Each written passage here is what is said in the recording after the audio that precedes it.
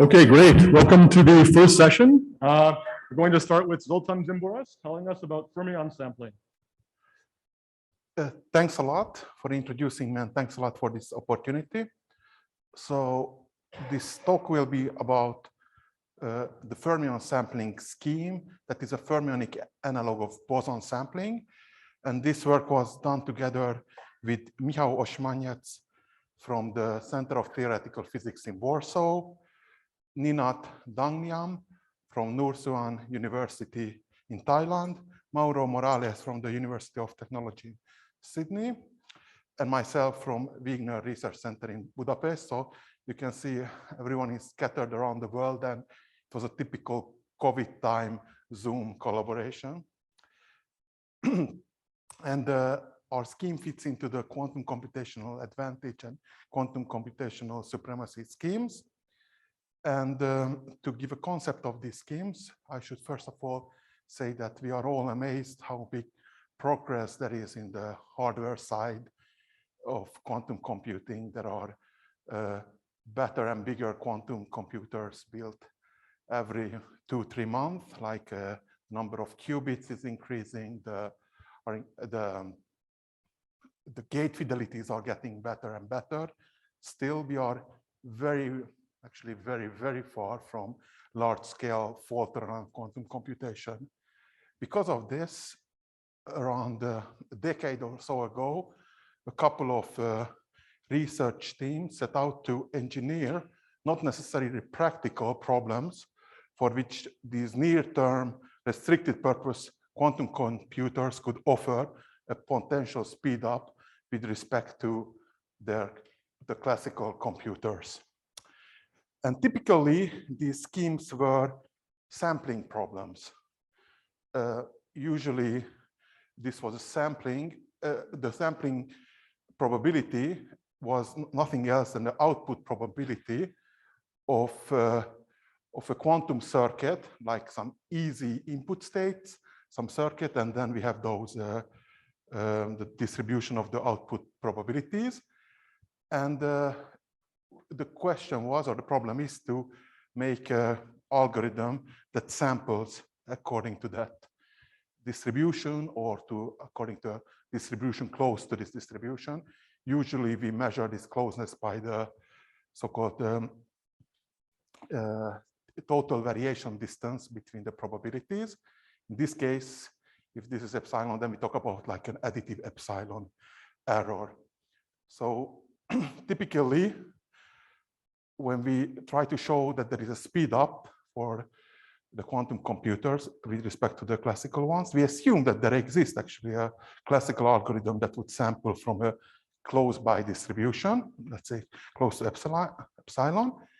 And then we try to, with hard work and also put in with some conjectures, show that if this would be the case, then the polynomial hierarchy would collapse. You know, this is like this polynomial hierarchy is a generalization of the MP co-MP classes. It's like an onion-like hierarchy, and the computer scientists have a belief that it does not collapse. So if we would believe that it does not collapse, then it would mean that such a classical sampling algorithm would not exist. So that strengthens our belief in this scheme, So actually, such schemes have already been experimentally demonstrated. For example, the Google team demonstrated in 2019 the random circuit sampling scheme with 53 qubits with the depth 20. Recently, the Hi-Fi team has demonstrated similarly with the similar scheme with 60 qubits and a little bit deeper circuits.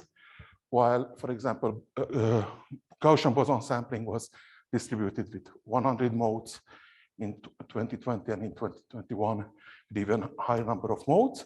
Still, there are some questions around these schemes. Like, one is, how can we certify that it's actually producing the good probabilities or the probabilities that we want? And if we cannot certify directly, but we have some, let's say, partial certification, then there might be like efficient classical simulation that spoof that partial certification methods. And also there are a couple of questions about those hardness guarantees, like how strong hardness guarantees can you prove?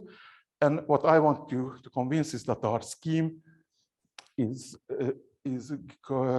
can be favorably compared with other schemes if you look into these issues. So what is our scheme?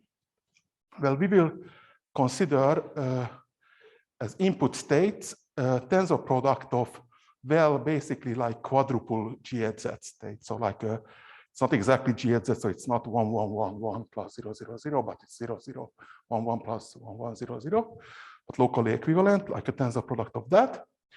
And then we will look at the evolution, which is either a so-called passive fermionic linear optical evolution or an active fermion linear optical evolution. I will talk about them in a more detailed way later.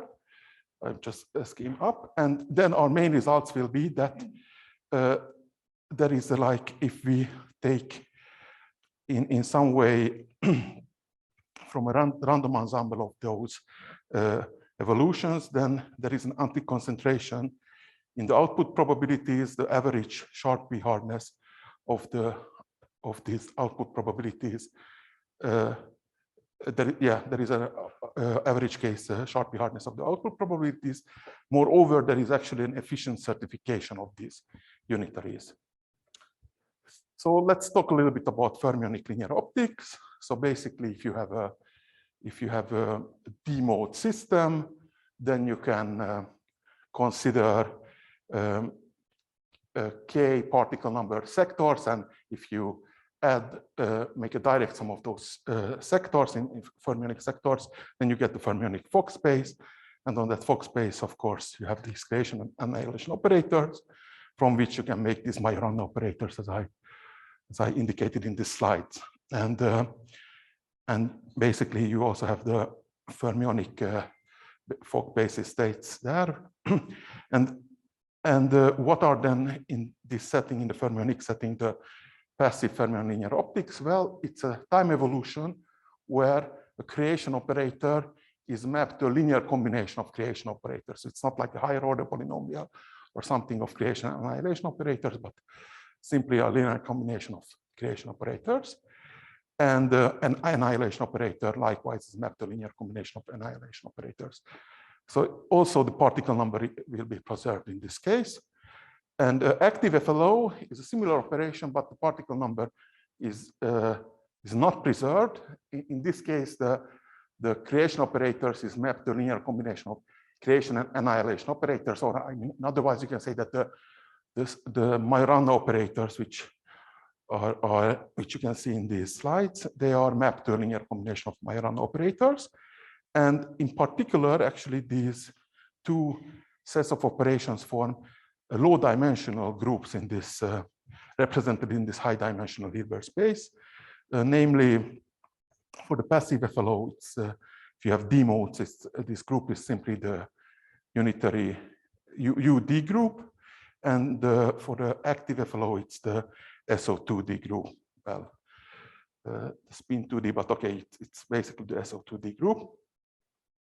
And I mean, you can imagine that basically the Hamiltonians that generate these transformations, well, for the passive ones are like sum of F dagger F terms. For the active ones are like quadratic Majorana operator terms. And then, of course, we will like to give a scheme that will work for example, for superconducting qubit devices. So we should map this to a qubit space, but then it's obviously we can map this via Jordan-Wigner transformation. And in this case, basically, we map the Fock basis vectors to the computational basis vectors in the D qubit space. The Majorana operators, single Majorana operators, are mapped to particular strings of Pauli operators like ZZZX or ZZZY strings. And the particle number measurements, which define like the output probabilities, will nothing else than the computational basis measurements. And for example, if you look at 2-qubit local particle preserving quadratic Hamiltonians, they will be of the form like single Z operator, Zi plus 1. These will be the Hamiltonians that generate, or X, Y minus Y, X, or XX plus Y, Y type of terms. This is well known. And such, so in this case, like a generic FLO circuit can be implemented in superconducting qubits in actually linear depth in a 1D architecture. And, and actually the gates native to superconducting qubit architecture actually fit this. Actually, the 2-qubit gates in the superconducting qubit architecture, like the square root of I swap, is, by the way, such a gate. And if you take some arbitrary FLO gate, you can, if it's particle number conserving, then you can express it as with 2 square root of I swap gates. For the non-particle number conserving one, you can use 3. And such experiments has already been done, not for fermion sampling, but for a VQE, also by the Google team. Actually, when they demonstrated like how to do Hartree-Fock approximation in a quantum computer, they looked at some arbitrary basis rotation or a part.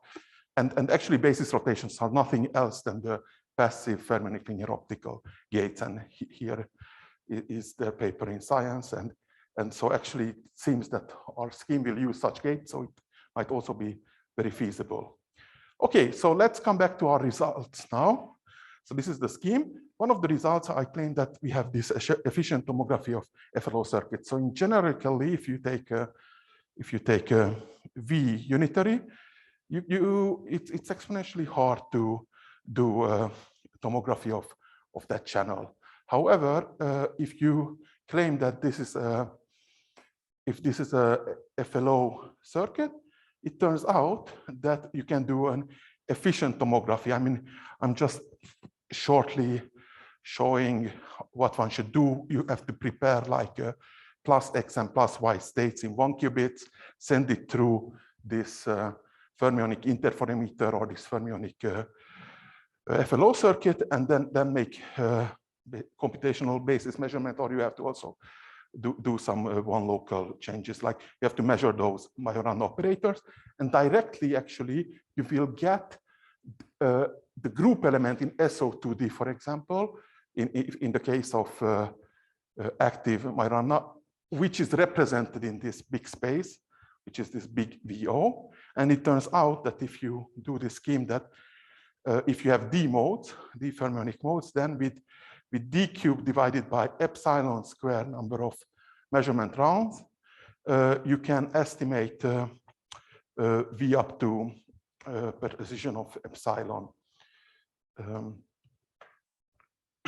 And or you can make this tomography. Okay, so now this means that there is if with some assumption an efficient tomography of this FLO circuit. By the way, we are working on further results on that.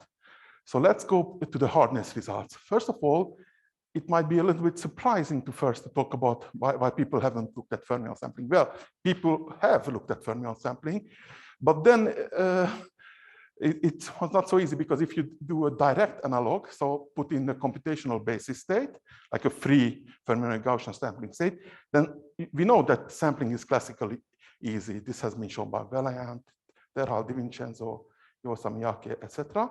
And the difference compared to the boson sampling is that in that case, you have to compute determinants in the fermionic case, not permanents. And we, of course, know that one of the big dichotomies in complexity theory is that the determinants are easy to calculate, while permanents are not.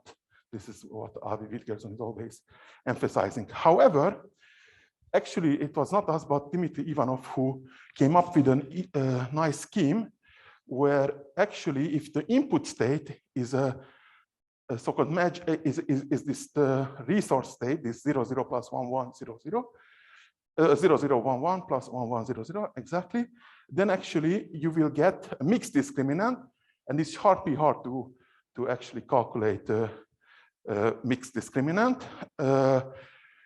and this state actually appears when we want to promote active FLO to universality. So this is actually has been appearing in Fermionic quantum computation anyway.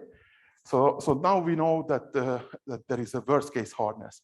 And unfortunately, the fact that we know that there is a worst case hardness doesn't mean that also if you want to show a hardness of approximate sampling, let's say with additive error, whether that follows from this.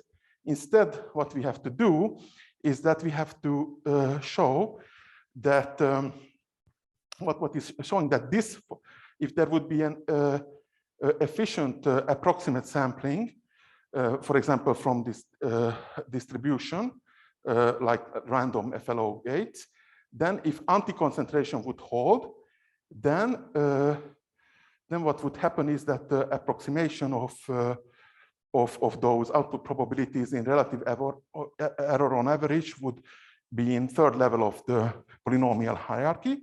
And if we would assume that is a conjecture that the average case hardness of approximating those output probabilities that they are sharply hard, then due to Toda's theorem, basically the polynomial hierarchy would collapse. Of course, we cannot show it. Usually in these proposals, people cannot show it, but we can support at least this conjecture by showing that the average case hardness of not approximate, I mean, in this, what we would need is approximating in relative error. Sorry, I forgot that. That's a very important one, but we can prove approximation of these probabilities in additive error.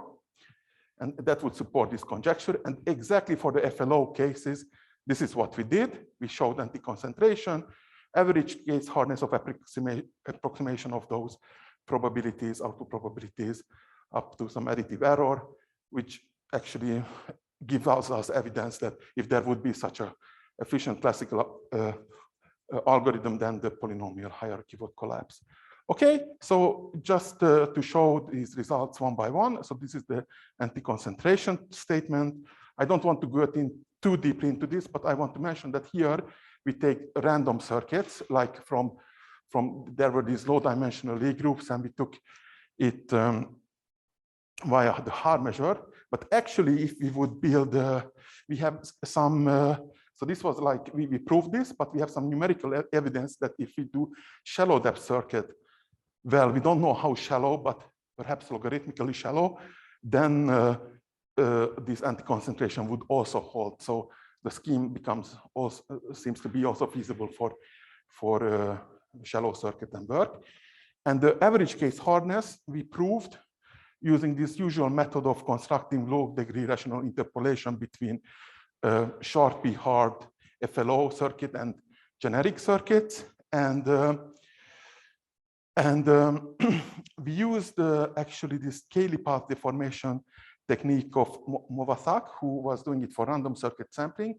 But we did it actually, the difference was that we did instead of in a representation, not on a trivial representation, but like a low dimensional regroup in a high dimensional representation of that one. And using those techniques, we proved that it's sharply hard to compute the output probability values with probability greater than 3/4 plus 1 over poly n, if we take a random circuit.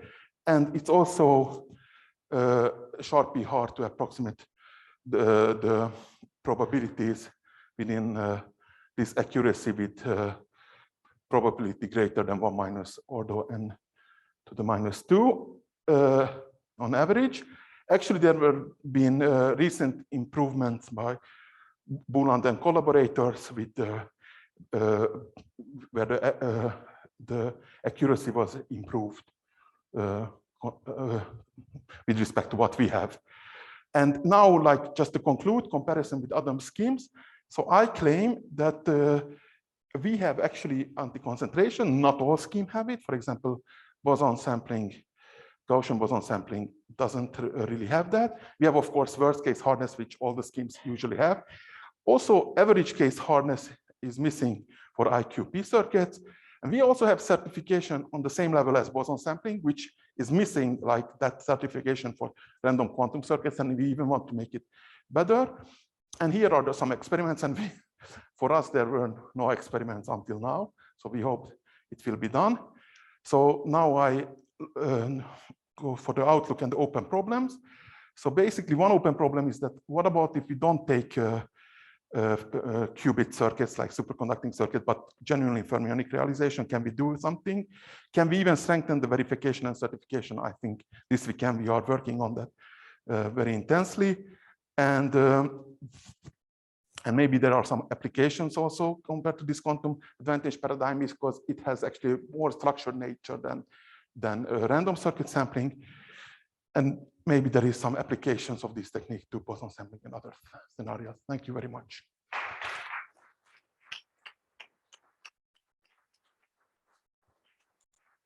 Okay, great. We have time for a few questions. If you have a question, please come up to the mic.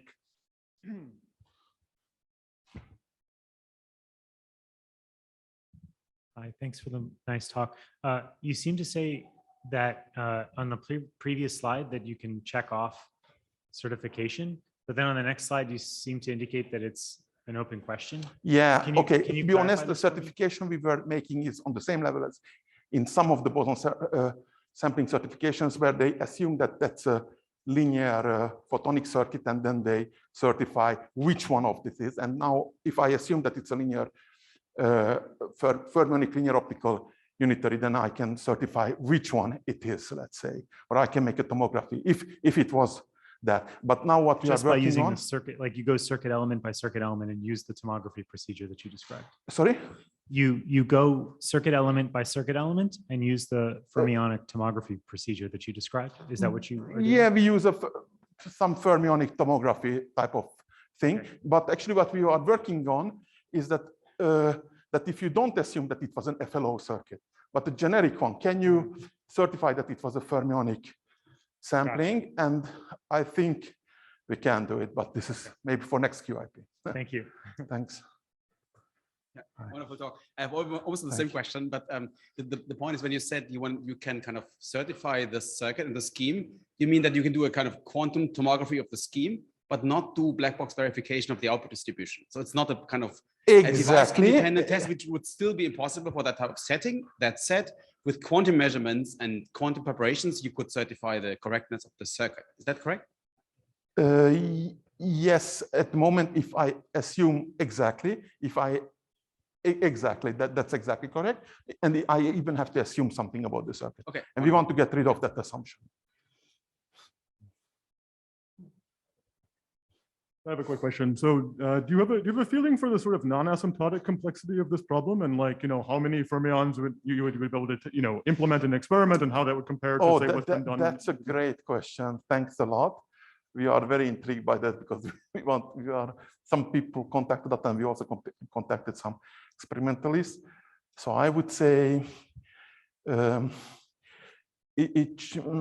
don't have a definite answer to this, but the feeling is that it should be around of the order of in boson sampling in the number of modes. So let's say 100 or 120, then it would be. And let me tell you, but there is something, I mean, some people can say, why don't you do random circuit sampling? Then I'm saying that we will have stronger certification schemes, and perhaps there are some application because of this scheme, because of the structured nature.